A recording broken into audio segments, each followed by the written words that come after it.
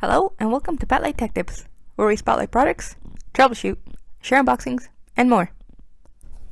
Today we will be unboxing the SF08-M1JN-B. First opening the box is the spec sheet and installation guide. The beacon itself is covered in plastic. The mounting hardware is taped to the bag. There is 500mm of cable with the necessary control wires. For this wiring example, I am using a 24V DC power supply and some wire connectors. Since the J-type comes with cable, I do not need to add any additional wires in. The yellow and gray wires are for power. There is no polarity, so it can be wired for either PNP or NPN applications.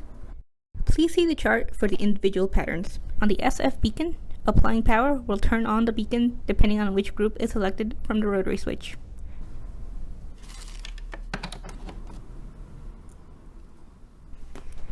The patterns are set by applying the channel 1 green wire and channel 2 blue wire to the brown common wire. Thank you for watching, and please consider following us on our social media channels for more Spotlight Tech Tips. Have a great day!